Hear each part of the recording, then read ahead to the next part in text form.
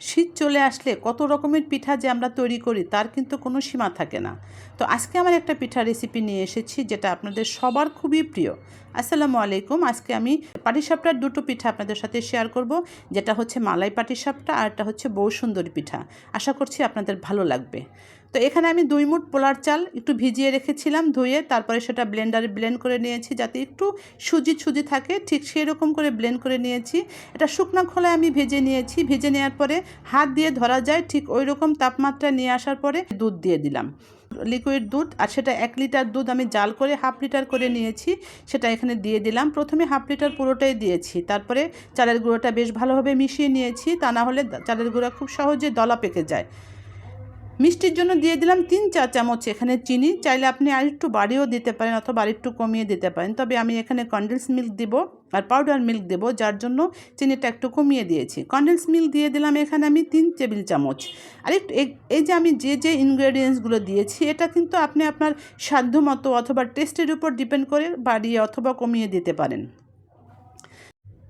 এখন আমি দিয়ে দিলাম এখানে 2 টেবিল চামচ পাউডার মিল্ক দেওয়ার পরে কিন্তু এটা বেশ ভালোভাবে নেড়ে চেড়ে রান্না করে নিতে হবে। সাথে 1 চা চামচ দিয়ে দিলাম ঘি দিলে এর সুন্দর একটা সিল্কি লুক আসবে আর খেতেও দারুণ হবে।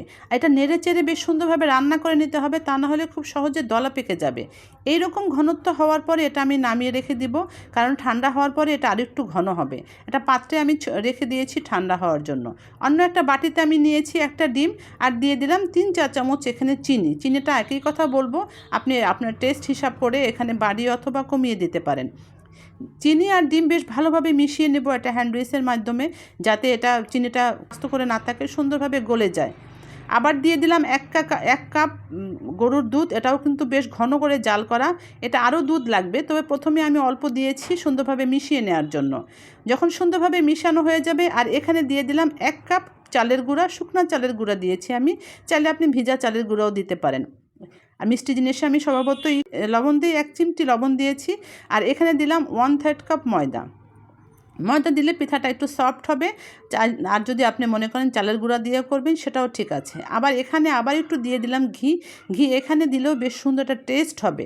বেশ ভালোভাবে এটা মিশিয়ে নেওয়ার পরে আবার আমি অল্প অল্প করে দুধ দিয়ে একটা পাতলা ব্যাটার তৈরি করব। আমরা সবাই জানি পাটিসাপটা পিঠা একটু পাতলাই হয়, আর তার চাইতে এটা একটু ঘন হবে। বেশ ভালোভাবে মিশিয়ে আমি এটা ঢেকে রেখেছি সুন্দরভাবে সেট হওয়ার জন্য। তারপর এটা আবার যখন দেখলাম ঢাকনা খুলে নেড়ে চেড়ে মিশিয়েছি, আবার 2 চা চামচ দিয়েছি দুধ। এখন সুন্দর একটা পারফেক্ট ব্যাটার তৈরি হয়েছে। ব্যাস হয়ে গেল আমার ব্যাটারের কাজ। এখান থেকে আমি 3 চামচ ব্যাটার আলাদাভাবে তুলে নিয়েছি। এখানে আমি এই ব্যাটারে দিয়ে দেব কিছুটা ফুড কালার যেটা আমার কাছে আছে, জর্দার কালার আছে, সেটা আমি দিয়ে দেব। আপনার কাছে যদি লিকুইড কালার থাকে সেটাও আপনি দিতে পারেন। তো কালারটা দেওয়ার পরে এটা আমি আবার ভালোভাবে মিশিয়ে নিয়েছি যাতে কোথাও দলা পাকিয়ে না থাকে, এটাও রেখে দিলাম। আর একটা পানির বোতল আছে, এটা 250 মিলির পানির বোতল, এটা এমনিতেই পরিষ্কার করা আছে, কিন্তু মুখটা আমি একটু ফুটা করে নিয়েছি খুব অল্প। এই বোতলের ভিতরে আমি এই ব্যাটারটা ঢুকিয়ে দেবো, এটা ফানেলের সাহায্যে দিয়ে দিয়েছি।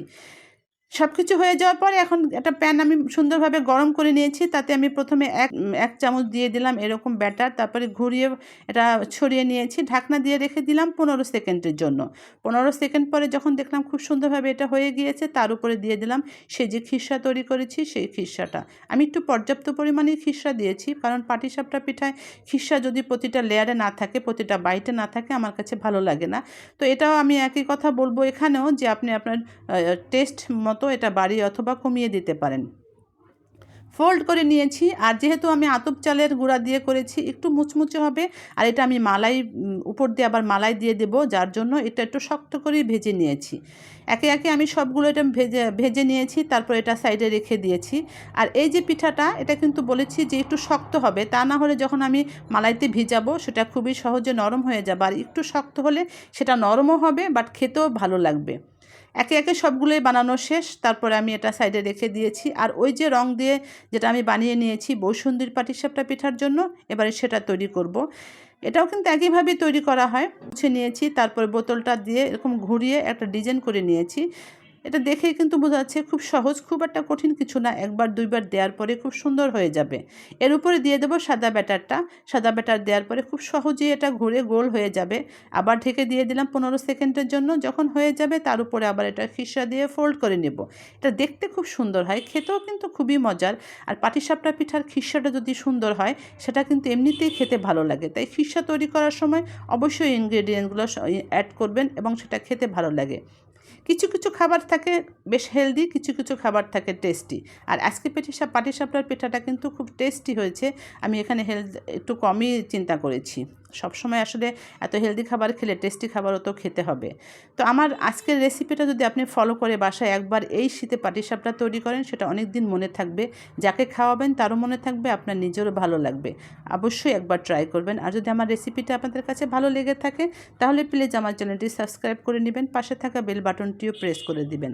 তাতে আমি যখনই কোনো ভিডিও আপলোড করব সবার আগে আপনার কাছে নোটিফিকেশন চলে যাবে, আপনি সেটা দেখে নেবেন। আপনার ভালো মন্দ কমেন্টস আমাকে অবশ্যই জানাবেন। ভিডিওতে একটা লাইক দিতেও কিন্তু ভুলবেন না। আবার একইভাবে পরবর্তী পাটিসাপটাটাও আমি তৈরি করে নিয়েছি। এটা খুব সহজ করেই তৈরি করা যায়। চাইলে এখানে আপনি অরেঞ্জ কালারের পরিবর্তে অন্য যে কোনো কালার ইউজ করতে পারেন। আপনার কাছে যেটা ফেভারিট মনে হয় আপনি সেটাই দিতে পারেন। বৌসুন্দরী পাটিসাপটা পিঠাটাও আমি বেশ সুন্দরভাবে তৈরি করে নিয়েছি, কিন্তু এখনও কিন্তু মালাই তৈরি করা হয়নি।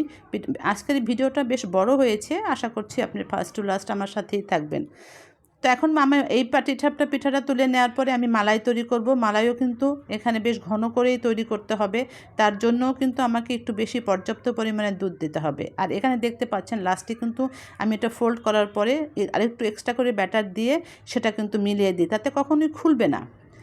এখানে আবার 2 কাপ দিয়ে দিলাম আমি একদম ঘন করে দুধ, আর গরুর দুধ, আর দিয়ে দিলাম 2 টেবিল চামচ কনডেন্স মিল্ক। আবার একইভাবে দিয়েছি 2 চা চামচ পাউডার মিল্ক। দেওয়ার পরে এটা বেশ ভালোভাবে মিশিয়ে নিয়েছি। এখানে কিন্তু আমি চিনি দেইনি, বেশি চিনি দিলে এটা ভালো লাগবে না, কারণ খিরসায় চিনি আছে, তারপরে পাটিসাপটা পিঠায় চিনি আছে।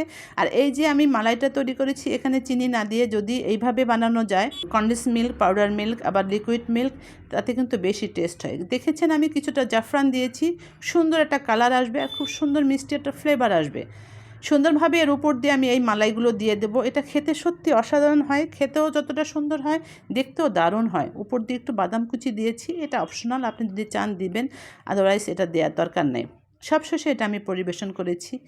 সবাই ভালো থাকবেন, সবাই সুস্থ থাকবেন। আবার চলে আসবো নতুন একটা ভিডিও নিয়ে ইনশাল্লাহ। সেই পর্যন্ত সবার জন্য দোয়া থাকলো। আল্লাহ হাফেজ।